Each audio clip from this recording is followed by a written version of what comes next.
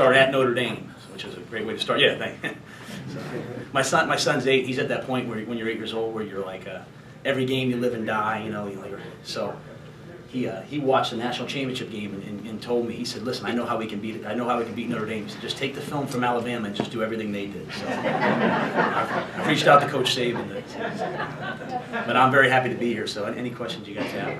Please raise your hand, and I'll point to you to make sure that everybody gets a chance to ask a question.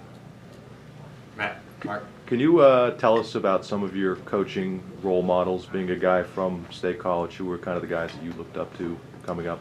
Yeah, well, the first one would be my father. My father is a long-time junior high coach, basketball coach, baseball coach. And so I'd say most, you know, I've been around some Hall of Fame coaches, but probably day in and day out, I hope I emulate him. He was patient and demanding at the same time. But, you know, I played for Ron Pavlichko at State College Area High School, a man who I have a tremendous amount of respect for. Had a chance to play for Coach Paterno at Penn State.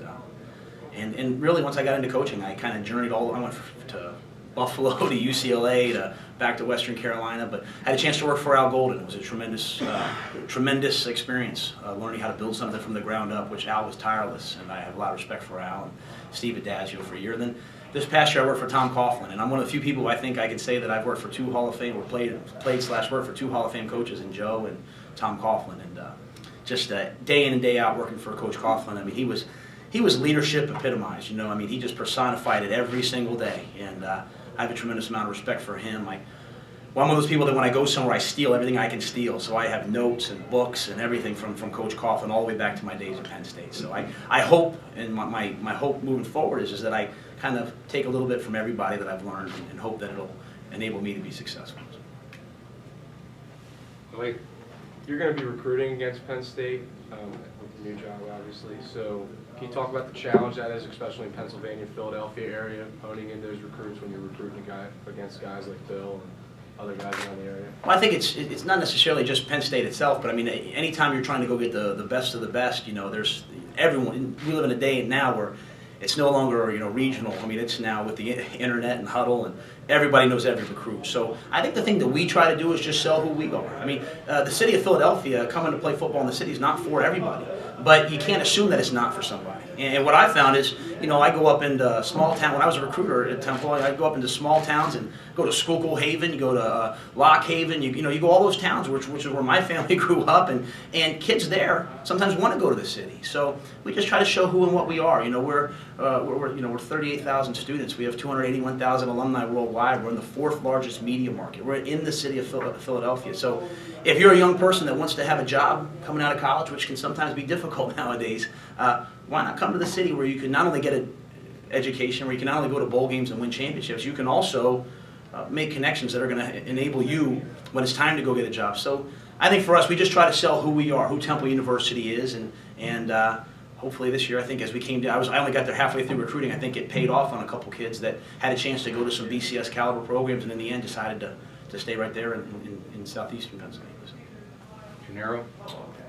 With what's going on with whatever you want to call the new conference, the Big East, the old Big East, how much impact do you think that's going to have on you in building the Temple program? I really don't think any, and I think it's only going to be a positive for us. I mean, when I first got to Temple, we weren't in a conference the other way. Now we're in a conference that just, you know, kind of guarantees us an opportunity. I mean, there are people playing in like the SEC and the Big Ten and the Pac-10, and they tell their recruits, hey, we're in the Big Ten, the Pac-10, the SEC, but they haven't played in the BCS bowl game.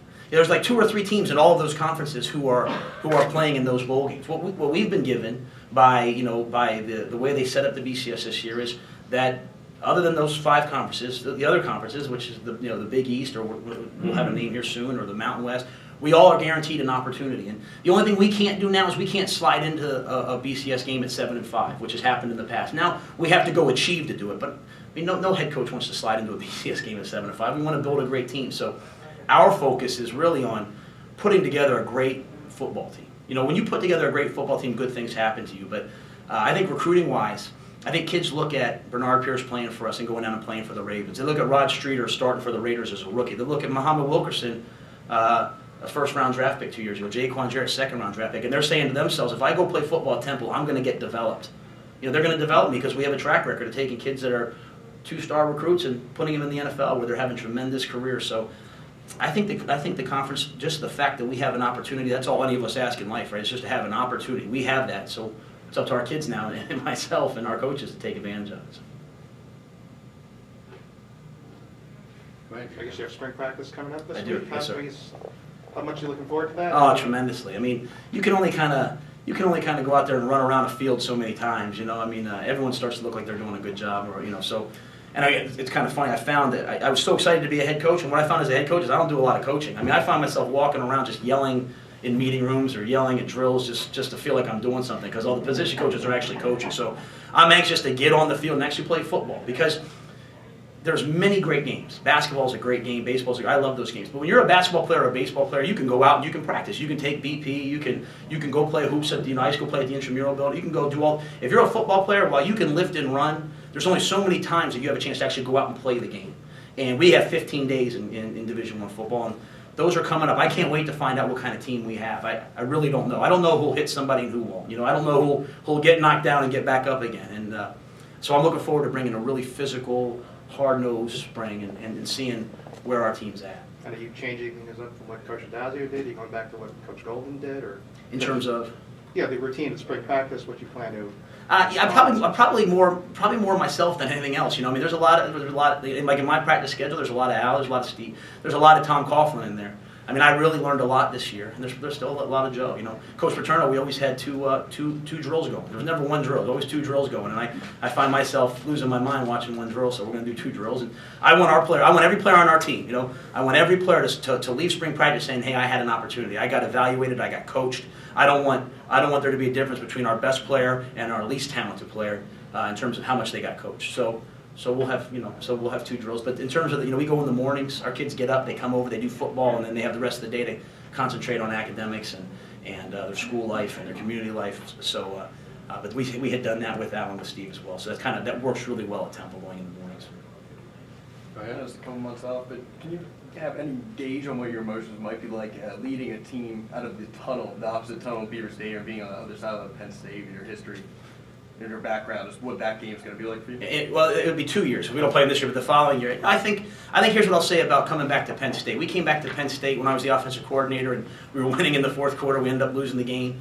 And the year before, I think we played, and we wasn't quite as close, but we played two really good games, And I'll always remember the fans on our sideline as we walked out, both as a team, as after we had lost, giving us a standing ovation. And that's not the kind of coach I want to be that has moral victories. Let me just say that. But I just think that tells you the kind of place that this is, right? This is a tremendous place filled with tremendous people. My family's still here, and so from that perspective, I think it'll probably be a nice moment for me, But then the whistle snaps and you can't hear a thing. Because I remember trying to call the game at Beaver Stadium, you can't hear a thing, and you're up there screaming into the headset, and then it's on. But I think to get started, we have a couple Penn Staters on our staff. Guys that played at Penn State and coached at Penn State, so I'm sure it'll be a nice moment to get started, and then once Coach O'Brien gets the boys going, I'm sure it'll all dissipate pretty quickly. What's it like for you to get back here? Are you here for a couple days? Do you see family? Do you see friends? Is it just a quick, you have spring practice? I don't do coming up? anything for a couple days anymore. I just had my daughter was born just 10 days ago, so she's Congratulations. Yeah, so my wife, God bless her, I left this morning and drove up here. I'm gonna eat, I'm gonna speak, eat, and then head back and get to work. But my mother and father are still here. They live in Lamont. My grandmother lives in out like Panorama Drive by Panorama School, so I'll probably sneak out and see my grandmother on my way out of town. But I try to get back a little bit here in the summer when I can and to see our family. But it's like anything else, we're kind of year round in football. So, but this is a place that means a lot to me, and because not only did I go to school here, I grew up here. I met my wife here, so there's a lot of family things. One thing I couldn't have come last night because I can't go out to eat anywhere. Because if I tried to text my wife, who just had a baby, and said I went to Faccia Luna last night, it would have been on. It would have been a week where she wouldn't have talked to me. Or if I told her I went here, I went there. So I stopped at Sheets on the way, and that's the one place I figured she'd be cool if I got coffee at Sheets. So. But yeah, it's nice to come back. Gennaro? Just from your unique perspective of having been a walk-on here, I just wanted to get your thoughts on what Coach O'Brien has done with the run-on program here, how much you might know about that, and from the flip side, as a competing coach, what that means maybe on recruiting field in Pennsylvania too. Yeah, I'm not super familiar with what Coach has done. I just know when I went to Temple, Coach Golden felt like that would be a tremendous advantage for us to build our program that way, and I'm sure that's the way Bill sees it. You know, we just had a kid, Matt Brown, who's going to run for the Scouts this Thursday. He was a walk-on. Our all-time leading receiver, Bruce Francis, who played for the Giants for a little while, he came in and he walked on there. Cody Booth is our starting tight end right now from Penn Manor. He came in as a walk-on. So what happens in football, in my opinion, is this.